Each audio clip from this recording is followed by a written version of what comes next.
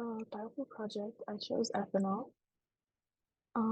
Some background information of ethanol.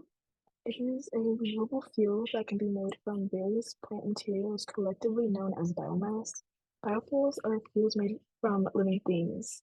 Ethanol is a biofuel because it is made from plants, usually corn.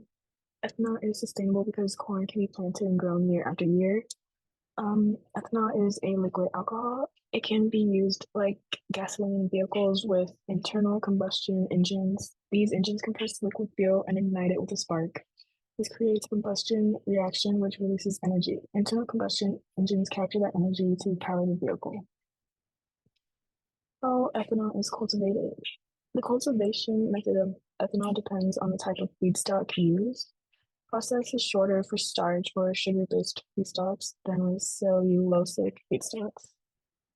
Starch and sugar-based ethanol production. Most ethanol in the United States is produced from starch-based crops by dry or wet mill processing. Nearly 90% of ethanol plants are dry mills due to lower capital costs. Dry milling is a process that grinds corn into flour and ferments it into ethanol with co-products of distillers, grains, and carbon dioxide.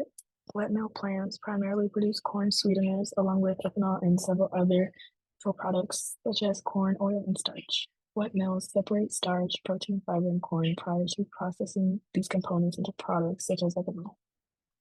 Cellulosic production. Making ethanol from cellulosic feedstocks such as grass, wood, and crop residues is a more involved process than using starch-based crops.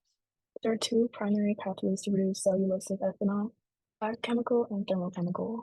The biochemical process involves a pre-treatment to release amine cellulose sugars, followed by hydrolysis to break cellulose into sugars.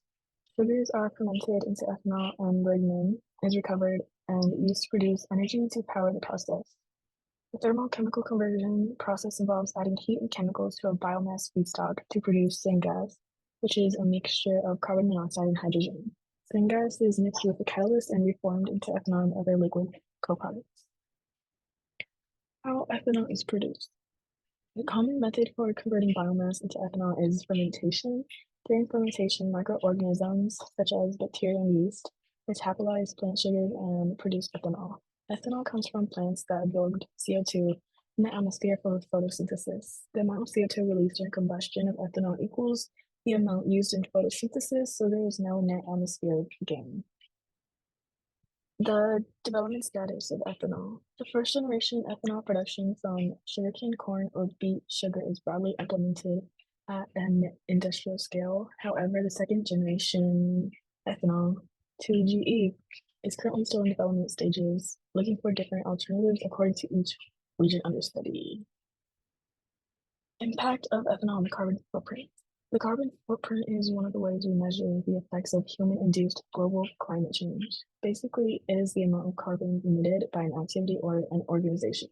This includes GHG emissions from fuel that we burn directly, such as heating a home and we're driving a car, and GHG emissions from manufacturing the products that we use, such as power plants, factories, and landfills. Ethanol produces fewer harmful emissions compared to gasoline. Studies differ as to how much ethanol reduces greenhouse gas emissions, but shows it can reach 59% depending on the ethanol source and the process used to produce it. That percentage continues to increase as we advance our methods and technology. Cellulosic ethanol reduces emissions more effectively than more readily available ethanols. Those made from corn, for example, although they're currently more difficult to process into usable fuel.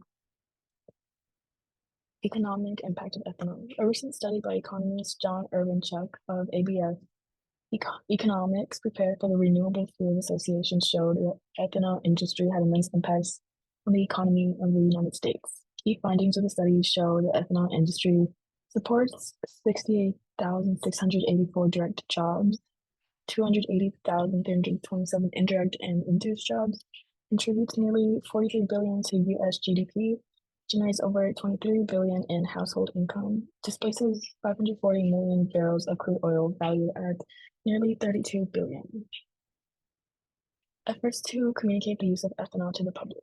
Ethanol, a renewable fuel, has been blended in gasoline in the US for over 40 years, helping improve air quality, reduce carbon and vehicle emissions, increase our energy independence, and lower fuel prices to consumers while delivering performance.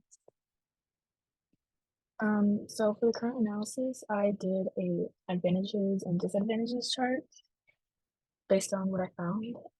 Advantages of ethanol are ethanol is a renewable resource, unlike petroleum. Ethanol burns more cleanly in air than petroleum, producing less carbon, soot, and carbon monoxide.